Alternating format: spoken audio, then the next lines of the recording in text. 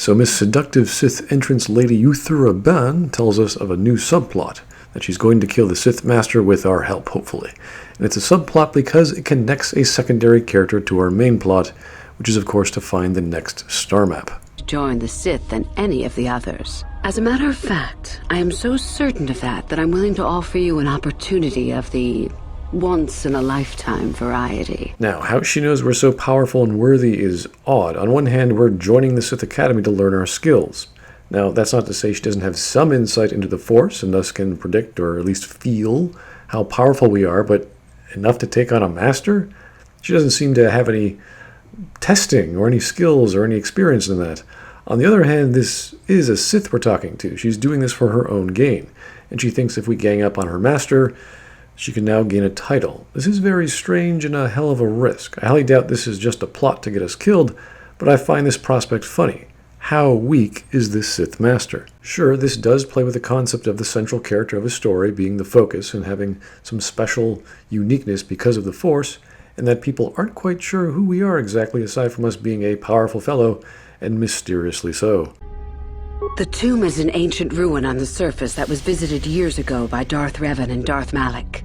They discovered a star map there of great importance. Darth Malak went there?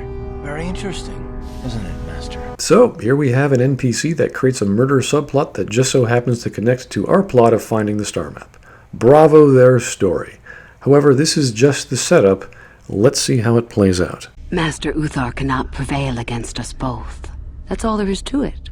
It is a very simple matter. That's what she said. But what's to stop us from telling Master Uthar all of this?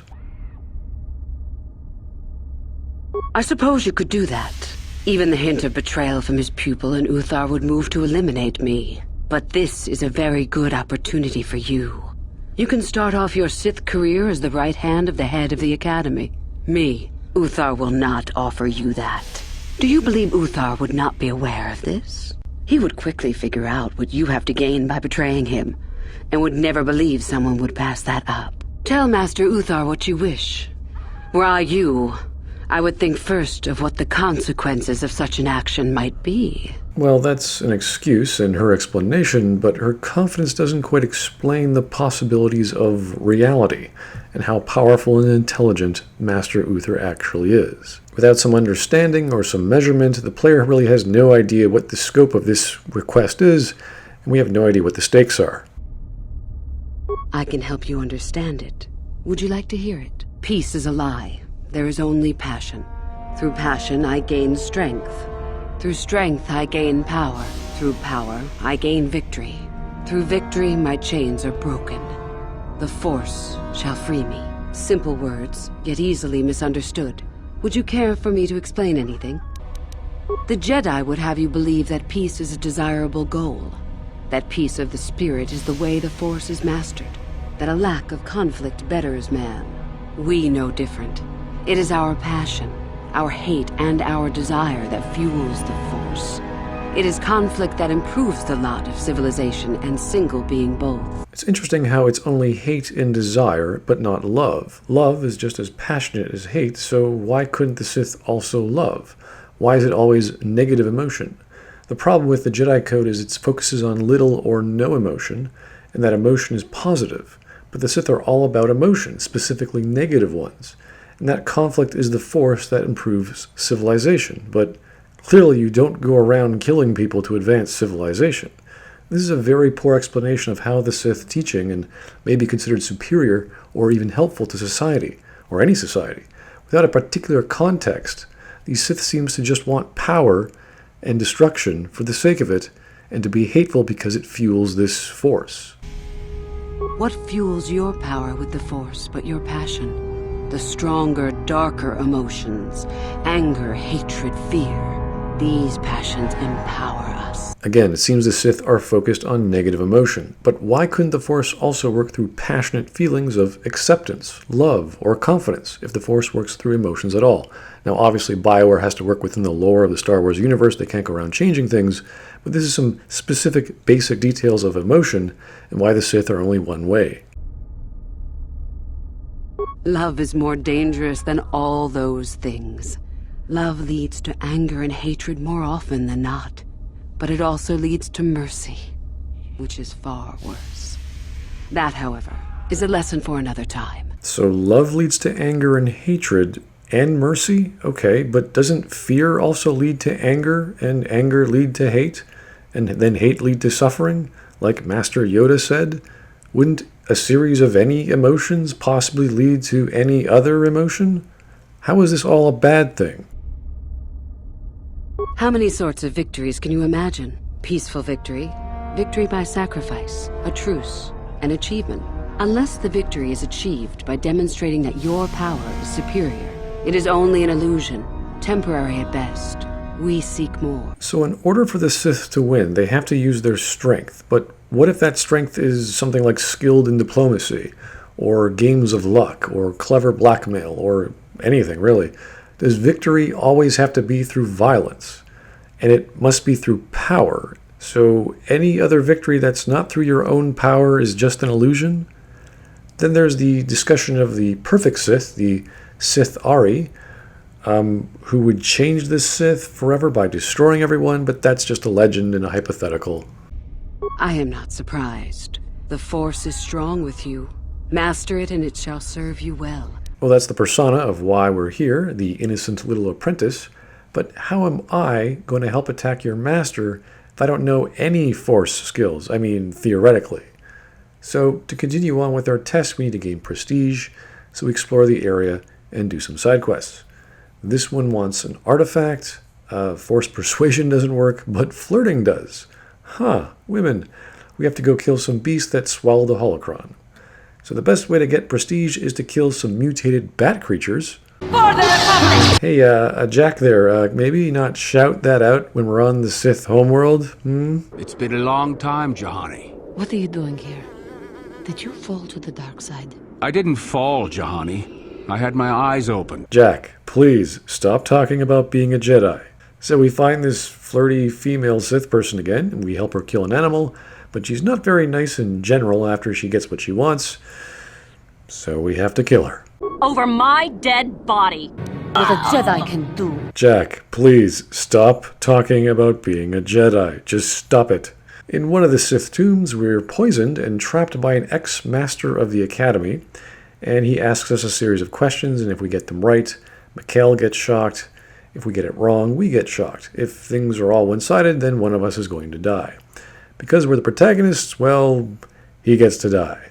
This is odd since the guy now lives here, which means he's been killing every Sith that would want to come through the door and become an apprentice. Fantastic.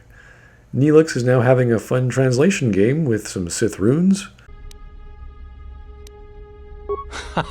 Well done. You gained an artifact through trickery and eliminated an opponent at the same time. That is deserving of great prestige. Actually, I just flirted with her and then we had a disagreement, so she attacked me. But yeah, trickery. I'm such a clever Sith. Then there's another Sith tomb which has a small army of droids who have gone nuts because of some overly sensitive audio input devices they've been built with. So it decides to kill all sentient life. I mean, make the noise stop, please. No, we're just going to kill everyone. Okay. We then have the final test of the Tomb of Naga Sadow with the Sith Master. Apparently, a time skip of a day occurs as everyone needs to prepare for this event, but there's no indication of what that preparation is exactly. The seductive Sith chick is with us, but her and the Master just sit back while we solo the tomb. Also, we can't bring our companions, and this is also the same path that Revan and Malak took. Cool. We are in the sacred tomb of Nagasado, young one. The one discovered by Darth Malak and Darth Revan years ago. You are to follow in their footsteps and reach the ancient star map that lies deep within. There you will find a lightsaber, amongst other things. The lightsaber is for you, your initiation present. Return to us once you have it. For you, the test does not end there. Interesting. They put a lightsaber and other stuff for potential recruits on or near the star map. You notice how there's no need to discuss the evil, magical nature of star maps? The idea never pops up. We're just on the Sith homeworld. Everything is just evil. The star map is just a landmark here.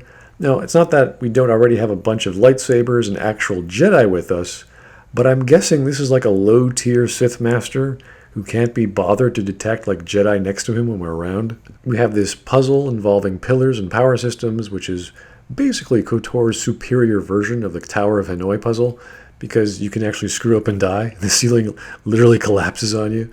Seems Mass Effect had the family-friendly version. I mean, once again, this is showing us that Mass Effect was just a more popular, dumbed-down version of KOTOR. We eventually find the star map and the lightsaber, and we head our way back. But the two Sith are waiting for us under the poison vat we froze with an ice grenade. Something tells me here that these people have done this all before. Compete or die. Mercy is irrelevant. You will fight Euthura here, my own apprentice. What? So this is what you had planned all along? You wish me killed? Indeed. You have become too ambitious, Euthura. It is time for you to die, and someone more talented to take your place. Now, we knew that Euthura's subplot was going to be achieved and hopefully resolved, that we would choose to either double team her master or not. But the way the Sith are depicted here is insane. Always show your power, but never show mercy, which means killing everyone. How could such a civilization or group of people exist if you're killing everyone around you? This isn't just dumb, it's impossible. Such a group of people wouldn't even exist, as would such trials, let alone the existence of a school that teaches these things, and everyone gets murdered before you even get to the school. The Sith are nothing more than a cheap joke, and its philosophy may have some interesting comments, but it's one of killing everyone off because the ultimate goal is power. Then so be it. So we put him in stasis, and he's just standing there, the veritable statue of death. He's a funny fellow. Finished, and a new order is brought to the Academy. Excellent. Unfortunately for you, I don't intend to share power. It's time for you to die. Whoa, who saw that coming, huh?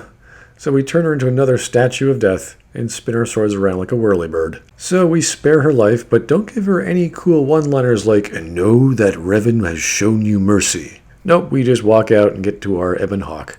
And that's the Sith homeworld.